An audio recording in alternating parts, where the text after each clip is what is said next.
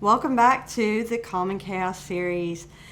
And we talked last time about calming the body with a body scan, and that was a way to reduce your anxiety. Today we're back with Adole Muruako, and she is a counselor at the Oxford Wellness Center and also with Communicare. And we're going to be talking about another way to reduce your stress by changing the way you're thinking.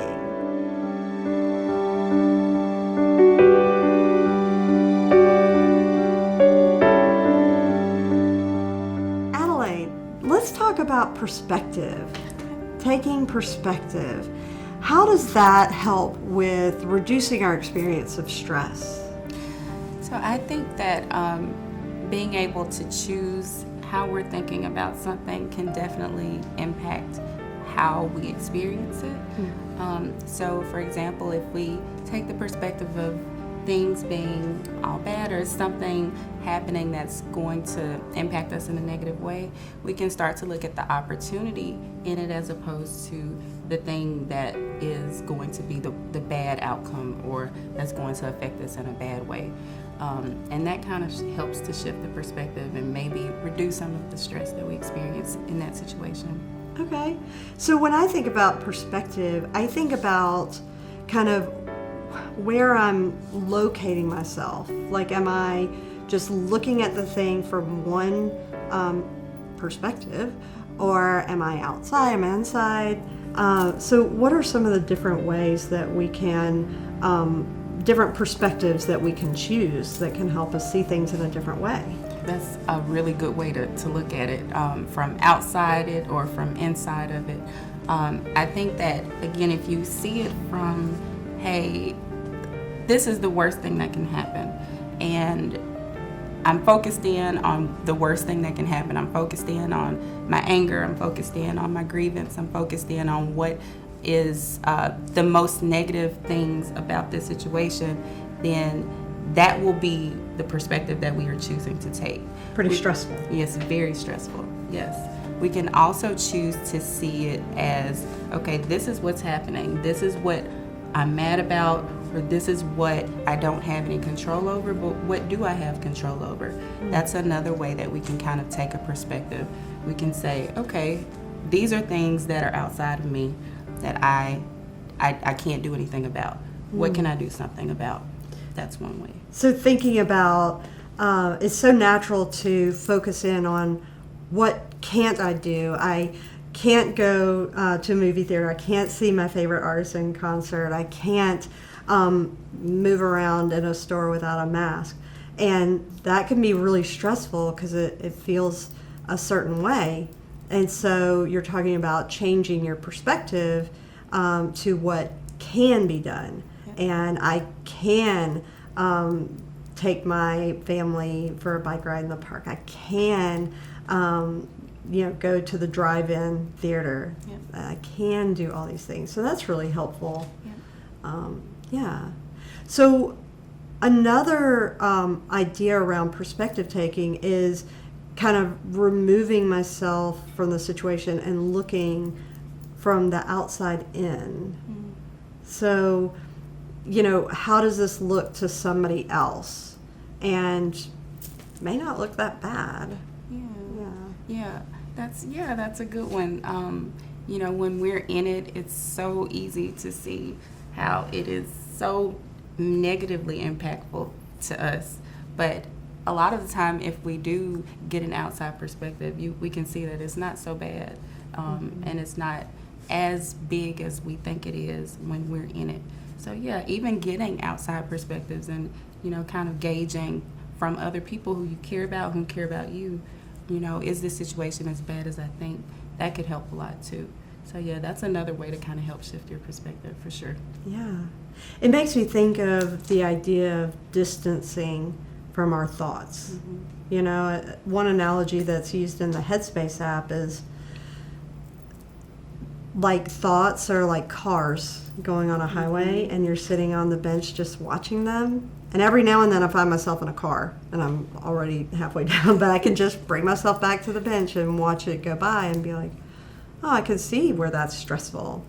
I can also see the solution when I distance Yep. and gain a new perspective. Yep. Yeah.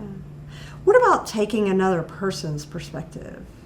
That can also potentially not be so great, again, if that person is not supportive, if I'm understanding what you're saying, as far as, gauging what they're thinking based on what we're experiencing, and maybe seeing how they can help to shift our perspective. If you take another person's perspective and the perspective isn't supportive or it isn't helpful, then that might not be a good thing. So it depends on whether or not it's helpful, and I think that that's a good gauge to, see if that perspective is something that, you want to take or you want to kind of consider as something you want to take on for yourself. True. So maybe the gauge is that. Yeah. Is it helpful?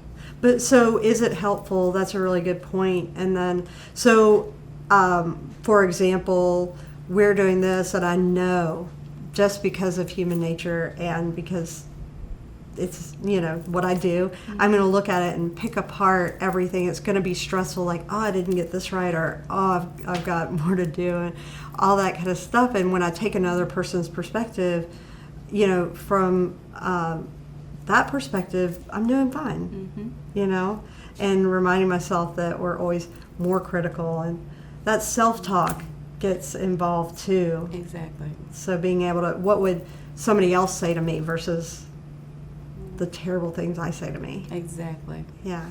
That's exactly. I stress myself out. Yeah, I do too.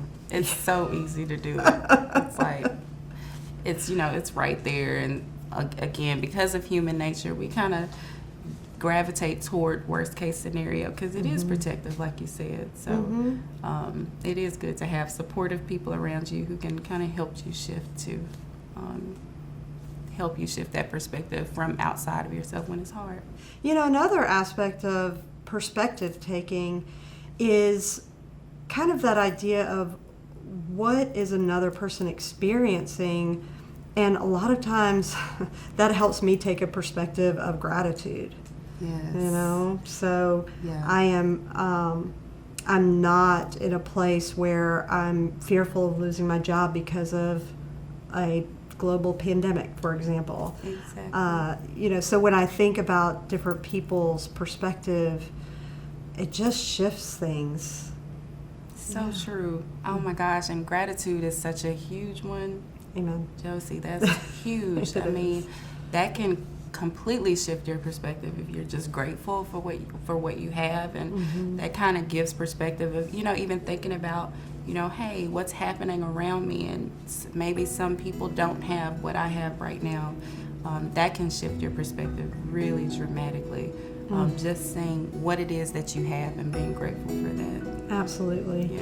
And this kind of links into cognitive distortions that we talked about in an earlier segment, where things feel all bad. It's that catastrophe. Things are so terrible, and once you get that filter on, it's really difficult to see the good, because your body just gets geared just taking in and noticing all the things that are bad. And one way to shift that perspective that I know you're familiar with is the gratitude exercise of logging 3 things that you're grateful for at the end of each day. There's always 3 things that we can be grateful for. And it's not to say that those negative things aren't happening or aren't real or shouldn't impact you. It's to add to it so that there's another perspective. Because you can have 2 perspectives at once. That's right. Things are really rough. I am really struggling here. And I have these 3 things that I'm grateful for. My sons, my health, and really great cowboy boots. Don't forget the cowboy boots. Never forget the cowboy boots. So, thank you so much. That's been really helpful. I appreciate it. Thank you for having me. Well, we'll do it again. Thank